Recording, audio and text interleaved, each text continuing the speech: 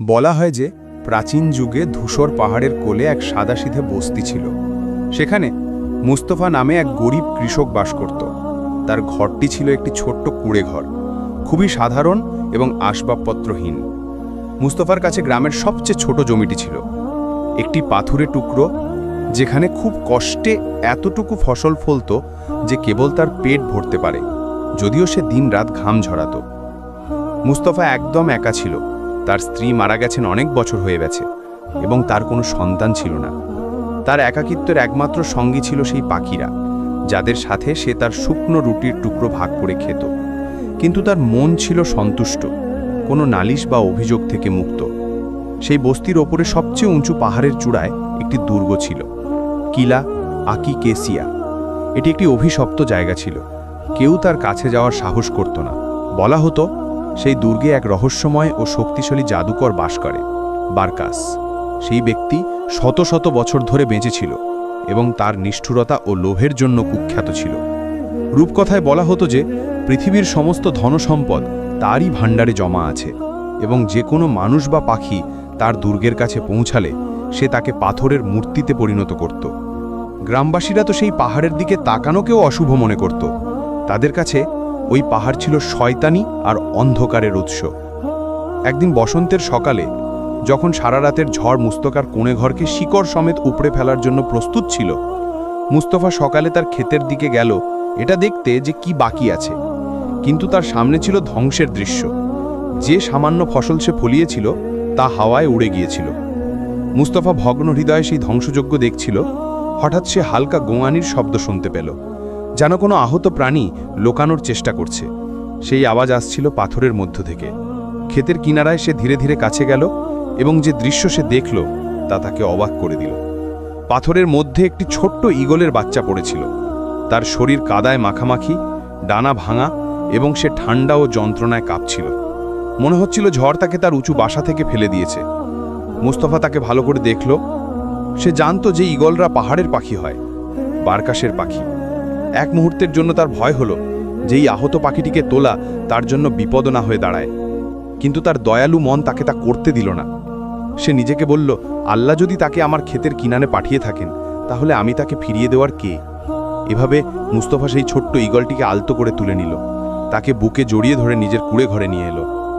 সে তার ডানা থেকে কাদা পরিষ্কার করল এবং ভাঙা ডানায় পুরনো কাপড় আর দুটো কাঠের টুকরো দিয়ে একটা সাধারণ পট্টি বেঁধে দিল। মুস্তফার কাছে দেওয়ার মতো বেশি কিছু ছিল না, কিন্তু যাই ছিল সে তা ওই পাখিটির সাথে ভাগ করে নিত। সে যে সামান্য মাছ ধরত তার সেরা অংশটা এই ছোট্ট অতিথির জন্য রাখত এবং শেষ টাকা দিয়ে দুধ কিনে আনত। কখনো নিজে না খেয়ে ঘুমিয়ে পড়ত, কিন্তু তাকে অভুক্ত দেখতে পারত না। সে সেই ঈগলটির নাম রাখল মিঠু। সপ্তাহ মাসে পরিণত হলো এবং মিঠুর ক্ষত সারতে শুরু করল। সেই ছোট্ট পাখিটা, যাকে মুস্তফা কাদায় কম্পন করতে করতে পেয়েছিল, এখন এক দুর্দান্ত ঈগলে পরিণত হয়েছে। তার ডানা চকচকে, চোখ তীক্ষ্ণ এবং নখগুলো শক্তিশালী হয়ে উঠেছিল। যে ডানাটা একসময় ভাঙা ছিল, এখন তা আগের চেয়েও বেশি শক্তিশালী। এভাবে এক গরিব কৃষক আর এক ঈগলের মধ্যে এক অদ্ভুত কিন্তু গভীর সম্পর্ক গড়ে উঠতে লাগলো। এই মহান সম্পর্কটি ছিল শব্দের চেয়েও গভীর।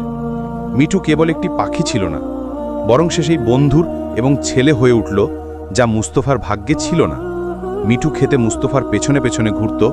যখন সে মুস্তফা থাকতো না, তখন তার কুঁড়েঘর পাহারা দিত এবং সেই সব কাক ও চোর পাখিদের তাড়িয়ে দিত যারা তার সামান্য বোনা বীজ চুরি করার চেষ্টা করত। যখন মিঠু পুরোপুরি বড় হয়ে উঠল, তখন সত্যের মুহূর্ত এসে পৌঁছালো। একদিন সে এক উঁচু পাহাড়ের উপর দাঁড়ালো আর নিজের আসল ঠিকানা উঁচু পাহাড়ের দিকে তাকাতে লাগলো। তারপর সে মুস্তফার দিকে তাকালো, যে বিষণ্ণ মনে তার দিকে তাকাচ্ছিল। মুস্তফা বুঝতে পারল যে বিদায়ের সময় এসে গেছে। ঈগলরা আকাশের জন্য জন্মায়, মাটির কুঁড়ে ঘরের জন্য নয়। মুস্তফা চোখে জল নিয়ে বলল, যাও মিঠু, যাও যেখানে তোমার ঠিকানা। তুমি স্বাধীন, আর তুমি আমার সাথে যা করেছ তা মানুষও করেনি। আমি তোমাকে কখনো ভুলব না। মিঠু মুস্তফার দিকে গভীর দৃষ্টিতে তাকালো, তারপর একটা দীর্ঘ ও জোরালো চিৎকার দিল, যাতে উপত্যকা কেঁপে উঠল। নিজের বিশাল ডানা মেলে সে উঁচু হয়ে উঠল, কিন্তু সে বেশি দূরে গেল না। সে সোজা পাহাড়ের চূড়ার দিকে উড়ে গিয়ে কিলা আকি কেসিয়ার দিকে মনোনিবেশ করল। মুস্তফা তাকে মেঘের মধ্যে একটি ছোট্ট বিন্দুর মতো মিলিয়ে যেতে দেখল। সে বুকে হাত দিয়ে ভাবল যে এটাই শেষ। মিঠু হয়তো তার পরিণতির দিকে পৌঁছে গেছে, নয়তোবা জাদুকর বারকাস তাকে পাথরে পরিণত করে দিয়েছে। পুরো দিন কেটে গেল, আর মুস্তফা কুঁড়েঘরের বাইরে বসে রইল। না খেলো না পান করল, শুধু পাহাড়ের দিকে তাকিয়ে রইল। যখন সন্ধ্যের দিকে সূর্য ডুবতে লাগলো, তখন বাতাসে গানার আওয়াজ এলো, যেন আকাশ চিরে যাচ্ছে। মিঠু মেঘের মধ্যে থেকে দ্রুত তীরের মতো আবির্ভূত হলো এবং মুস্তফার সামনে এসে নামল। সে গর্বের সাথে দাঁড়িয়ে রইল।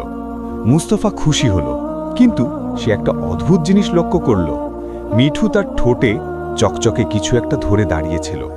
যখন সে কাছে এলো, তখন সেই জিনিসটা তার পায়ের কাছে ফেলে দিল। সেটা ছিল একটা বড় খাঁটি সোনার মুদ্রা, চকচকে, এবং তার উপর এক অদ্ভুত সিলমোহর আঁকা ছিল, একটি খুলির নকশা, যার ভেতরে এক জাদুকরের চোখ আঁকা। মুস্তফা সেখানেই জমে গেল। সে সাথে সাথে বুঝতে পারল যে এই মুদ্রা জাদুকর বারকাসের কোষাগারের। মিঠু নিজের জীবন বিপন্ন করে শয়তানের আখড়ায় ঢুকে এই উপহার তার মালিকের জন্য নিয়ে এসেছে, যে তাকে ছোটবেলায় খাওয়াতো। আজ সেই মিঠু তার জন্য এই নেয়ামত নিয়ে এসেছে। মুস্তফা জানত না যে এই একটি সোনার মুদ্রা কেবল শুরু, সোনার বন্যার সূচনা এবং এক অবশ্যম্ভাবী যুদ্ধের সূচনা। মুস্তফা কাঁপতে কাঁপতে মুদ্রাটি হাতে তুলে নিল। এটি ভারী ও ঠান্ডা ছিল, আর যখন সে তার ওপর জাদুকরের সিলমোহর দেখল, তখন তার শরীর কেঁপে উঠল। সে চিন্তিত হয়ে মিঠুর দিকে তাকালো আর বলল, হে কি করলে বাবা? তুমি কি জানো তুমি কোথায় গিয়েছিলে? এই সোনা অভিচত্ব, এটা জাদুকরের দুর্গের। কিন্তু মিঠু যেন কোনো পবিত্র অভিযানে নেমেছে। পরের দিন সকালে সূর্যোদয়ের সাথে সাথে সে আবার দুর্গের দিকে ছুটল এবং সন্ধ্যা নাগাদ ফিরে এসে মুস্তফার পায়ের কাছে দুটো সোনার মুদ্রা রেখে গেল। তৃতীয় দিন সে 3টি মুদ্রা নিয়ে এলো। এই সিলসিলা পুরো 1 সপ্তাহ জুড়ে চলল। মিঠু প্রতিদিন সকালে যেত আর প্রতিদিন সন্ধ্যায় মুঠোভর্তি সোনা নিয়ে ফিরত। মুস্তফার গরিব রইল না। তার কাছে চকচকে সোনার মুদ্রার এক ছোট স্তূপ জমা হয়ে গিয়েছিল, এত যে তা দিয়ে গ্রামের সবচেয়ে বড় ক্ষেত কেনা এবং কুঁড়েঘরের জায়গায় প্রাসাদ তৈরি করা সম্ভব ছিল। কিন্তু মুস্তফা খুশির বদলে দিন দিন বাড়তে থাকা ভয়ের মধ্যে ডুবে যেতে লাগল। সে সোনাগুলো একটা পুরনো মাটির পাত্রে রেখে তার কুঁড়েঘরের মাটির নিচে পুঁতে লাগল এবং একটা মুদ্রাও খরচ করার সাহস করল না। সে জানত যে এই সম্পদ আশীর্বাদ নয়, বরং শয়তানের দেওয়া অগ্রিম ক্ষতিপূরণ। যতবারই সে সোনা স্পর্শ করত, তার শীতলতা আঙুলগুলোকে কাঁপিয়ে দিত, আর তা থেকে এক অদ্ভুত গন্ধ আসত, গন্ধকার রত্নপাথরের মতো। সবচেয়ে বড় কথা, সে মিঠুর জন্য ভয় পেত। কিভাবে সম্ভব যে কোনো ঈগল, যত বড়ই চালাক হোক না কেন, প্রতিদিন এক অমর জাদুকরের কোষাগার থেকে চুরি করবে আর ধরা পড়বে না? মুস্তফার ভয় অমূলক ছিল না। কিলা আকি কেসিয়াতে জাদুকর বারকাস তার জাদুর আয়নার সামনে বসেছিল। সে বোকা ছিল না। সে প্রথম দিনই সোনা গায়েব হওয়ার কথা টের পেয়েছিল, কিন্তু সে কোনো পদক্ষেপ নেয়নি, শুধু নজর রাখছিল। সে দেখল যে ঈগলটি বাতাসের এমন এক সুড়ঙ্গ দিয়ে তার কোষাগারে পৌঁছায় যেখানে মানুষ পৌঁছাতে পারে না। আর তারপর সে তাকে সেই গরিব কৃষকের খেতে নামতে দেখল। বারকাস এক শীতল হাসি হাসল। সে সোনা গায়েব হওয়ায় রেগে যায়নি, কারণ মিঠু যা এনেছিল তা তার কোষাগারের তুলনায় এক মুঠো ধুলোর সমান। কিন্তু সে ওই ঈগলটির মধ্যে নিজের পরিকল্পনার জন্য একটি নিখুঁত হাতিয়ার দেখতে পেল। বারকাস এমন একটা জিনিস চাইত যা সোনা দিয়ে কেনা যায় না। সেই জিনিসটা গ্রামের এক সম্ভ্রান্ত পরিবারের কাছে শত শত বছর ধরে লুকোনো ছিল। হাজার আল হায়াত, জীবনের পাথর। বলা হতো সেই পাথর জমিকে উর্বর করে, রোগ নিরাময় করে এবং কালো জাদু নষ্ট করে দেয়। বারকাস ঠিক করল যে সে ওটার মাধ্যমেই তার অমরত্বের আকাঙ্ক্ষা পূরণ করবে। সে নিজেকে বলল, এই গরিব কৃষক ফাঁদে পড়ে গেছে। আমি জেনে শুনেই পাখিটাকে আমার সোনা চুরি করতে দিয়েছি, আর এখন এই কৃষক আমার জীবনের কাছে ঋণী। শীঘ্রই সময় আসবে যখন আমি তাকে আমার ঋণ শোধ করতে বলবো।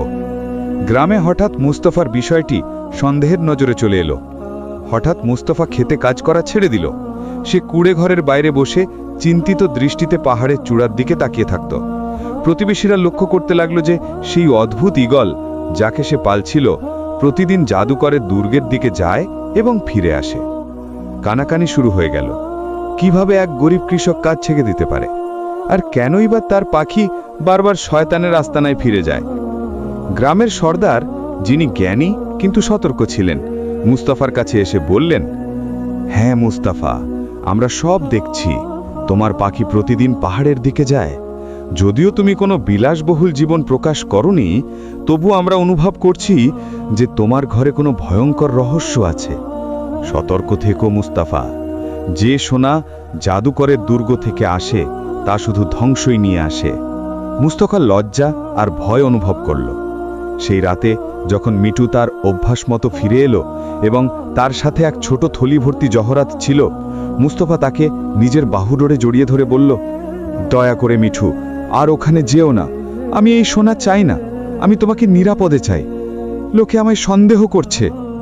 কিন্তু মিঠু তখন অনুগ্রহ প্রতিদান দেওয়ার মেজাজে ছিল। সে মানুষের ভয়ের ভাষা বোঝে না। সে শুধু জানে যে এই ভালো মানুষটা তার প্রাণ বাঁচিয়েছে, আর এখন সে তার ঋণ শোধ করছে। পরের দিন সকালেই তাই হলো। যার ভয় মুস্তাফা করছিল, মিঠু তার অভ্যাস মতো দুর্গের দিকে উড়ে গেল, কিন্তু সন্ধ্যা পর্যন্ত ফিরে এলো না। মুস্তাফা রাতে অপেক্ষা করল। তার বুক ধরফর করছিল, কিন্তু মিঠু ফিরল না। মুস্তাফা বুঝে গেল নিশ্চয়ই জাদুকর শেষ পর্যন্ত মিঠুকে ধরে ফেলেছে। সেই রাতে মুস্তাফা ঘুমাতে পারল না। কুড়ে ঘরের নীরবতা কান বন্ধ করে দেওয়ার মতো ছিল, আর মিঠুর খালি জায়গাটা তার অনুপস্থিতিতে কাঁদছিল। কৃষক বুঝতে পারল যে জাদুকরকে ভয় পাওয়া এক জিনিস, আর নিজের একমাত্র প্রিয় প্রাণীটিকে হারানো দুঃখ সম্পূর্ণ অন্য জিনিস। মিঠু তাকে একাকিত্ব থেকে বাঁচিয়েছিল, আর এখন তার পালা তাকে ধ্বংসের হাত থেকে বাঁচানোর। ভোরের প্রথম আলোর সাথে মুস্তাফা সিদ্ধান্ত নিয়ে ফেলল। এখন তার কাছে হারানোর মতো আর কিছুই ছিল না, তার বন্ধু ছাড়া। সে সেই মাটির পাত্রটি বের করল যাতে জাদুকরের সোনা ছিল, তা একটি থলিতে ভরল, নিজের লাঠি ধরল এবং ধূসর পাহাড়ে চড়তে শুরু করল। জীবনে প্রথমবার তার পা কাঁপছিল, কিন্তু তার মন ছিল শক্ত। যখন সে কালো দুর্গের দিকে তাকাচ্ছিল, তখন সেখানে শয়তানের আস্তানা নয়, বরং নিজের ছেলেকে বন্দি দেখছিল। সে বিশাল দরজার কাছে পৌঁছালো, যা এমনভাবে খোলা ছিল যেন তারই অপেক্ষা করছিল। সে সিংহাসন কক্ষে প্রবেশ করে দেখল জাদুকর বারকাশ কালো পাথরের সিংহাসনে বসে আছে, আর তার ডান দিকে মিঠু রূপার খাঁচায় বন্দি, দুর্বল ও আহত অবস্থায় পড়ে আছে।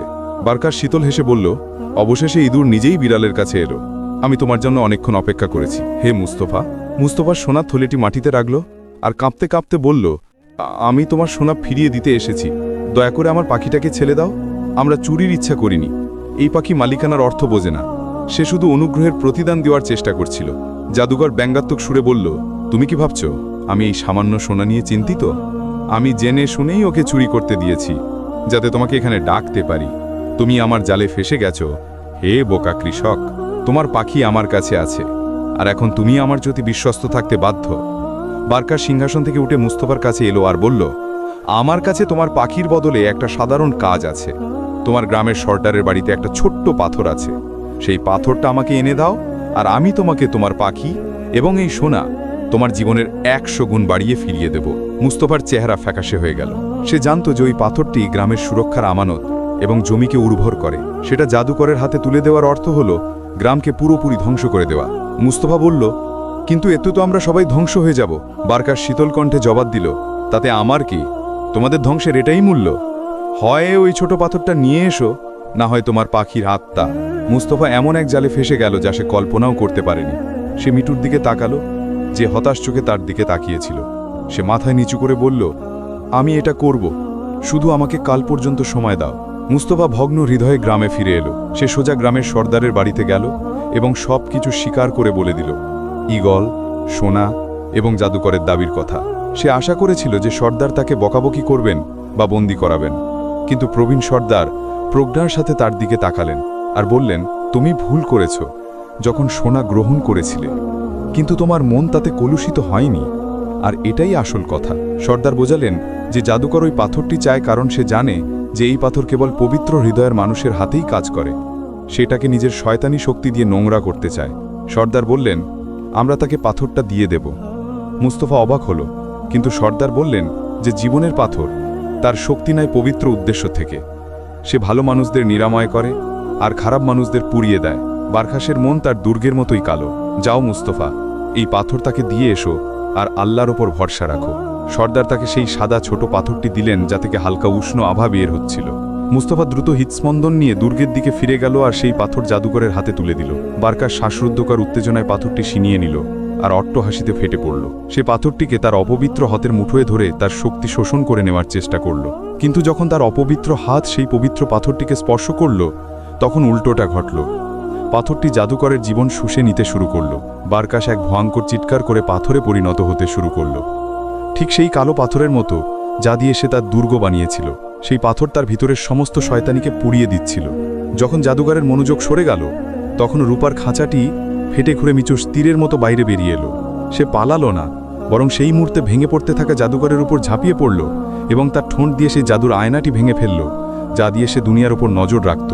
আয়না হাজার টুকরোয় ভেঙে গেল। আয়না ভাঙার সাথে সাথে এবং জাদুকর অদৃশ্য হয়ে যাওয়াতে দুর্গটি কাঁপতে শুরু করল এবং টুকরো টুকরো হয়ে ভেঙে পড়ল। মুস্তাফা গরম পাথরটি ধরল, মিঠু লাফায় তার কাঁধে বসল আর দুজনে দুর্গ থেকে দৌড়ে বেরিয়ে এলো। তার আগেই দুর্গের পাথরগুলো তাদের ওপর চাপা পড়ে জাদুকরের কোষাগারকে চিরতরে কবর দিয়ে দিল। তারা গ্রামে ফিরে এলো সোনা নিয়ে নয়, বরং তার থেকে অনেক বেশি মূল্যবান জিনিস নিয়ে, নিজেদের স্বাধীনতা আর গ্রামের সুরক্ষা। মুস্তাফা সেই জীবনের পাথর সর্দারকে ফিরিয়ে দিল আর নিজের সেই সাধারণ কুড়েঘরে ফিরে গেল। তার কাছে এখনও সেই পাথুরে ক্ষেত আর এক মহান বন্ধুই ছিল, যে তার মাথার ওপর প্রহরীর মতো উড়ে বেড়াত। এইভাবেই মুস্তাফা তার বাকি জীবন দারিদ্র্যের মধ্যেই কাটালো, কিন্তু তার মন ছিল শান্তি আর খুশিতে ভরপুর। আর এক মহান ঈগল তার রক্ষক হয়ে রইল।